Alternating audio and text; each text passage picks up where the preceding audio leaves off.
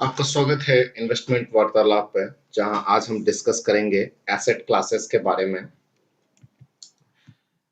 Asset classes से मेरा यह मैं आपको इसमें यह बताना चाहता हूं कि जो भी आप इन्वेस्टमेंट्स करते हैं, जो भी आप पैसा को कहीं ना कहीं आप लगाते हैं, चाहे आप फिक्स डिपॉजिट्स करवाते हैं, चाहे आप उससे शेयर्स खरीदते हैं, म्यूचुअल फंड्स में इन्वेस्ट करते हैं, तो वही जो है एसेट क्लास के बारे में मैं आज आपको ब्रॉडली इस वीडियो के माध्यम से बताने वाला हूं कि मुख्यतः जो है 6 प्रकार का एसेट क्लास होता है, जो जिसमें fixed income and cash equivalents है, इक्विटीज है, रियल एस्टेट है, कमोडिटीज है, फॉरेन इन्वेस्टमेंट्स है और ऑल्टरनेटिव इन्वेस्टमेंट्स है।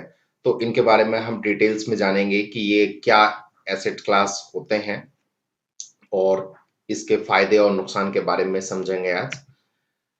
तो जो मेरा पहला एसेट क्लास है वो है fixed income and cash equivalents. ये एसेट क्लास जो है इसमें आप जो पैसा है, जो आपका सेविंग अकाउंट में जो पैसा रखते हैं या फिक्स डिपॉजिट्स करवाते हैं या फिर डेथ फंड्स में जो हम पैसा रखते हैं, जहां से किसी भी प्रकार का एक इंटरेस्ट जनरेट होता है, उसको हम लोग फिक्स्ड इनकम एसेट क्लास बोलते हैं। और इसमें जो है पैसा रखना जो है वो काफी सेफ माना जाता है, लिक्विडिटी की प्रॉब्लम्स नहीं आती है इस एसेट क्लास में। और इसके जो रिटर्न्स होते हैं वो 3 से 4% हैं। आप कोई भी पब्लिक सेक्टर के गवर्नमेंट बैंक्स देख लीजिए, 3 से 4% से अधिक जो है वहां पे आपको सेविंग अकाउंट पे इंटरेस्ट नहीं मिलता है। सिमिलरली जो फिक्स डिपॉजिट्स होते हैं, इस पे 6 से 7% का इंटरेस्ट है। वो भी अभी कुछ समय से आरबीआई गवर्नर ने इंटरेस्ट रेट्स को हाइक किया है, रेपो रेट बढ़ाते जा रही है इन्फ्लेशन के कारण, इसलिए यहाँ पे आपको 6 से 7% के आसपास जो है फिक्स डिपॉजिट्स में इंटरेस्ट रेट देखने को मिल रहा है। नहीं तो मैं आपको बता दूं, जस्ट 3 to 4 मंथ बैक अगर आप चेक करेंगे तो एसबीआई का जो है 4.9% जो है एनुअल इंटरेस्ट रेट था। अगर आप करंट इन्फ्लेशन रेट की बात करें तो महंगाई जो है अभी तकरीबन 7% के आसपास है। अगर यही चीज आप मई का डेटा लेंगे तो महंगाई जो है उस समय 8% से ऊपर इंडिया में रिकॉर्ड किया गया था। तो ये जो एसेट क्लास है, जैसा कि मैंने बताया, सेफ है, लिक्विडिटी में किसी प्रकार की रिस्क नहीं है, जब चाहिए आप पैसा मिल जाएगा आपको। लेकिन सबसे जो बड़ा इस एसेट क्लास में प्रॉब्लम है वो ये है कि ये इन्फ्लेशन को बीट नहीं कर सकता। क्योंकि अगर आपको मान लीजिए 100 रुपया आपके पास है और आपको at the end of financial year आपको 1 साल बाद 3 से 4% ही मिल रहा है या फिक्स डिपॉजिट में 6 से 7% ही मिल रहा है, लेकिन महंगाई ही 7% है, तो इन्फ्लेशन को कैसे बीट करेगा। अब दूसरा एसेट क्लास के बारे में बात करेंगे। दूसरा एसेट क्लास है इक्विटीज। आपने स्टॉक मार्केट सुना होगा। जब भी हम स्टॉक्स में इन्वेस्ट करते हैं, म्यूचुअल फंड्स में हम लोग, म्यूचुअल फंड्स एक पॉपुलर स्कीम है जिसके थ्रू आजकल इन्वेस्टमेंट्स किया जाता है। एसआईपी के माध्यम से हम लोग इन्वेस्टमेंट्स करते हैं स्टॉक मार्केट में या म्यूचुअल फंड्स में। तो इस ये जो है दूसरा एसेट क्लास है मेरा, और इसमें जो है एक्सपेक्टेड रिटर्न्स जो रहता है ये काफी हाई रहता है। लाइक सीएजीआर अगर हम बात करें, कंपाउंडिंग एनुअल ग्रोथ की बात करें, तो 15 से 20% का एक एक्सपेक्टेड रिटर्न्स इसके अंदर हो सकता है। और अगर हम इसको कंपेयर करते हैं इन्फ्लेशन से, तो इन्फ्लेशन मात्र 7% का है। Over a long period of time, 5 साल, 10 साल, 15 साल की अगर हम बात करें, तो ये जो एसेट क्लास है वो इजिली इन्फ्लेशन को बीट कर सकती है। बट इस एसेट क्लास में जो रिस्क है, शॉर्ट टर्म कैपिटल रिस्क हो सकता है इसके अंदर। लाइक आपको इमीडिएट पैसे की जरूरत है, बट स्टॉक मार्केट हो सकता है कि 6 महीने, साल भर, 2 साल के अंदर आपको वैसा रिटर्न्स ना दे पाए। तो ये शॉर्ट टर्म जो है इसके अंदर रिस्क है। But over a long period of time definitely ये एक बहुत बढ़िया एसेट क्लास है, बिकॉज 15 से 20% का एनुअल सीएजीआर है इस एसेट क्लास में। नेक्स्ट एसेट क्लास की हम बात करेंगे वो है कमोडिटीज। कमोडिटीज क्या होता है, जैसे गोल्ड, सिल्वर या जो दूसरे प्रीशियस मेटल्स होते हैं, इसके अंदर जो हम इन्वेस्टमेंट्स करते हैं, इसको हम लोग कमोडिटीज एसेट क्लास बोलते हैं। जो एक्सपेक्टेड रिटर्न्स, अगर हम गोल्ड की सिर्फ बात कर रहे हैं यहाँ पे, तो गोल्ड में जो है over a long period of time आप देखेंगे तो एक 8% का गोल्ड ने over a long period of time compounding में जो है एक रिटर्न्स जो है दिया हुआ है। लेकिन अगर इसको भी हम कंपेयर करते हैं इन्फ्लेशन के साथ, तो ये एसेट क्लास भी जो है इन्फ्लेशन को बीट नहीं कर सकती, क्योंकि इसका रिटर्न्स जो है लगभग सेम ही इन्फ्लेशन और इसका गोल्ड वगैरह का रिटर्न जो है लगभग सेम ही है।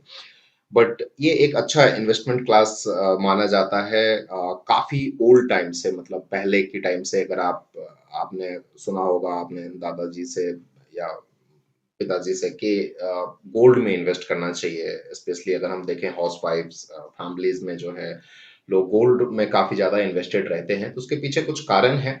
गोल्ड जो है आपको बढ़िया हेज हेज प्रोवाइड करता है। कभी भी कोई डिफिकल्ट टाइम्स है, अगर ग्लोबल रिसेशन है, वॉर है, या अभी हम अगर कोरोना की बात करें आज से जस्ट 2 साल पहले 2020 में, तो हमने देखा कि गोल्ड प्राइस जो है वहां पे उसके अंदर जो है काफी डिफरेंस आ गया। उस टाइम पे गोल्ड का प्राइस जो है काफी बढ़ गया था, लेकिन हम दूसरे एसेट क्लास को अगर उस टाइम पे देखें तो इक्विटी मार्केट नीचे आ गया था, बॉन्ड मार्केट नीचे आ गया था, सब कुछ नीचे आ गया था, लेकिन गोल्ड जो है कमोडिटी उसका प्राइस काफी अच्छा खासा था। तो ये आपको जो है एक हेज प्रोवाइड करता है। और इसमें एक अच्छी बात यह भी है कि हाईली लिक्विड है। जब भी आपको अगर पैसे की आवश्यकता है तो आप इजिली जो है गोल्ड सिल्वर को आप पैसे मनी के टर्म्स में कन्वर्ट कर सकते हैं। नेक्स्ट जो एक एसेट क्लास की बात करेंगे, रियल एस्टेट। रियल एस्टेट में जो भी हम पैसा, अगर हम हाउस में या प्लॉट्स में, कमर्शियल प्रॉपर्टीज में हम लोग इन्वेस्ट करते हैं, तो इसको हम लोग real estate asset class category में क्लासिफाई करते हैं। इसमें जो अगर आप रिटर्न्स की बात करें, वैसे तो मतलब रिटर्न्स जो है कई बार क्या होता है, अगर मकान वगैरह कहीं हमने लिया और कुछ समय पे वहां पे कोई डेवलपमेंट एक्टिविटी कुछ गवर्नमेंट ने प्लान किया, तो कई बार जो रिटर्न्स होता है वो काफी ज्यादा जो है उस प्रॉपर्टी से मिल जाता है। लेकिन अगर आप इसको 10 साल 20 साल, मतलब over long period of time अगर आप इसको चेक करेंगे, तो इसका जो रिटर्न्स है वो तकरीबन मात्र 11% का कंपाउंडिंग में है। ये भी बहुत बढ़िया एसेट क्लास है, बट इसमें एक सबसे बड़ी समस्या क्या है कि एक हाईली लिक्विड है। आपको आपके पास सपोज 2000 स्क्वायर फीट का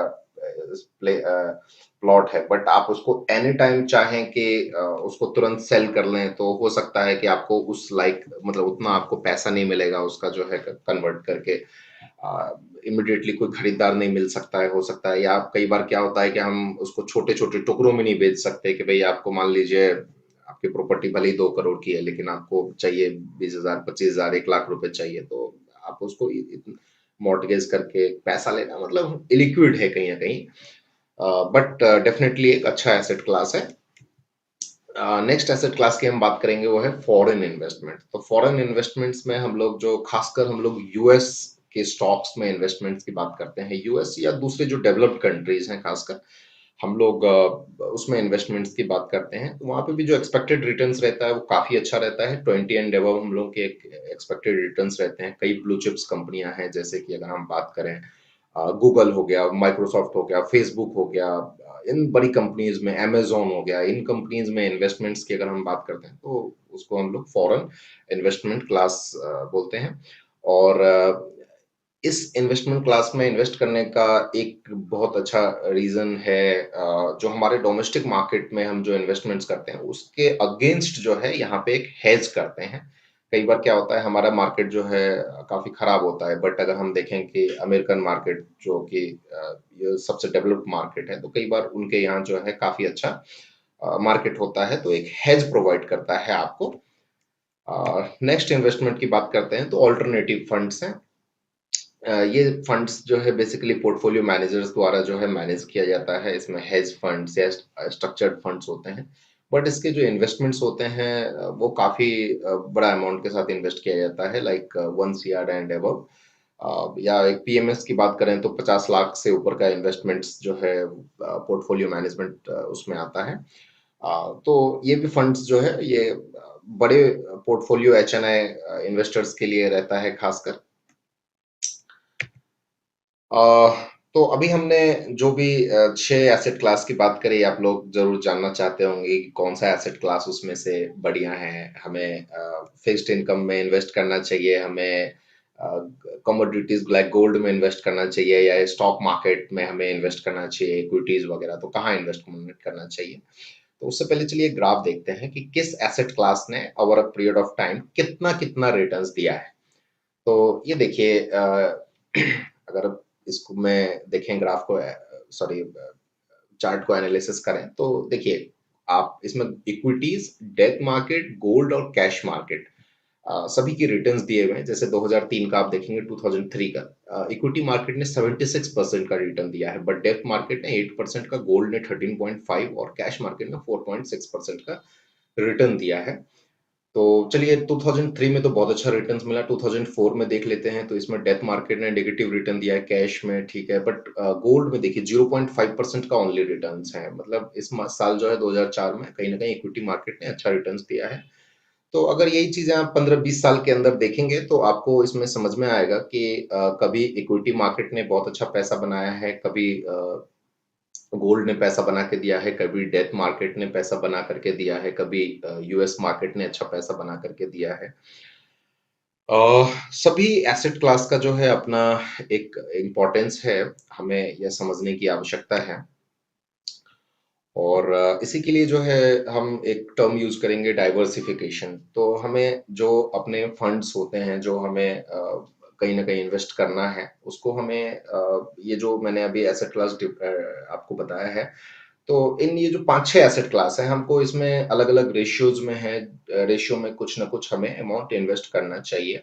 किसी भी एक एसेट क्लास में बहुत हाई अमाउंट जो है इन्वेस्टेड नहीं होना चाहिए। फॉर एग्जांपल अगर हम बात करें फिक्स्ड इनकम की बात करें, तो फिक्स्ड इनकम में आपका गोल चेक करिए कि अगर आपका गोल साल भर 2 साल का नजरिया है तो आप फिक्स्ड इनकम में इन्वेस्ट करिए। या फिर जैसे कि हम बोलते हैं कि इमरजेंसी प्लानिंग के लिए जो है आपके पास में 6 महीने का आपके पास जो है अमाउंट, 6 मंथ जो भी आपका इनकम है उसका अमाउंट जो है आपको सेविंग अकाउंट में होना चाहिए। क्योंकि उससे ज्यादा अगर आप रखेंगे तो आपको फिर क्या है, उस उतना रिटर्न्स नहीं मिल रहा है। सपोज अगर जैसे 5 साल की अगर हम बात करें तो 5 साल में इक्विटी मार्केट ने तो काफी अच्छा रिटर्न्स बना करके दिया हुआ, मतलब देती ही है। हर 5 साल में आप उठा करके देख लीजिए, इक्विटी मार्केट या म्यूचुअल फंड्स ने काफी बढ़िया रिटर्न बनाया हुआ है। बट अगर हम वहां पे फिक्स्ड इनकम की बात करें कि फिक्स्ड डिपॉजिट्स के, तो फिक्स्ड डिपॉजिट्स के इंटरेस्ट रेट जो है साल दर साल जो है वो गिरता ही चला आ रहा है। तो अगर हम प्लान करके चलें कि मुझे 5 साल के लिए इन्वेस्ट करना है, 10 साल के लिए इन्वेस्ट करना है, और अगर आप अलग अलग जगह इन्वेस्ट करेंगे, रियल स्टेट भी इंपॉर्टेंट है, गोल्ड भी इंपॉर्टेंट है, सब जगह थोड़ा थोड़ा पैसा डालने की अगर आप एक रणनीति बनाते हैं तो आपको एक बढ़िया रिजल्ट देखने को मिलता है। साथ में ही डाइवर्सिफिकेशन जो है, आपको जो डिफिकल्ट टाइम्स है, जैसे कोरोना की बात करें जहां पे दूसरे एसेट क्लास ने परफॉर्म नहीं किया, लेकिन गोल्ड ने बहुत अच्छा रिटर्न्स जो है कोरोना के समय पे दिया। लेकिन वही एक साल बाद देखिए 2021 में देखिए तो इक्विटी मार्केट ने जो है बहुत अच्छा रिटर्न्स बना करके दिया। तो आपको बैलेंस बना करके चलना चाहिए। डाइवर्सिफिकेशन आपका इन्वेस्टमेंट्स रिस्क को भी जो है काफी मिनिमाइज कर देता है, और आपके जो इन्वेस्टमेंट्स होता है वो उसको कंसिस्टेंट ग्रोथ में जो है डाइवर्सिफिकेशन आपकी हेल्प करता है। तो डाइवर्सिफिकेशन जो है बेसिकली आपके फाइनेंशियल गोल्स के अकॉर्डिंगली जो है होना चाहिए। अलग अलग एसेट क्लास में अलग अलग पोर्शन में जो है आपका funds time to time allocate होना चाहिए। तो कंक्लूजन यही है कि सभी एसेट क्लास जो है उनका मतलब सभी इंपॉर्टेंट है।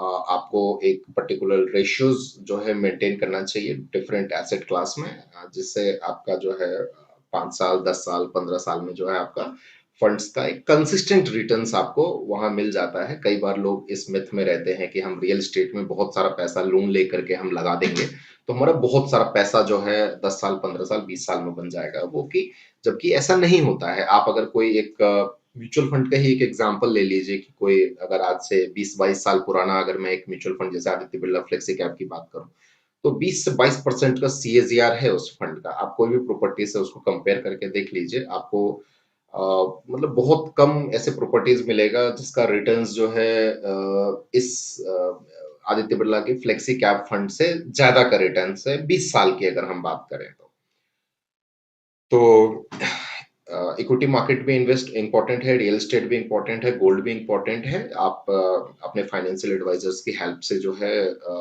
फंड एलोकेशंस को देख सकते हैं कि आपके रिस्क के हिसाब से जो है किस में आपको इन्वेस्ट करना चाहिए।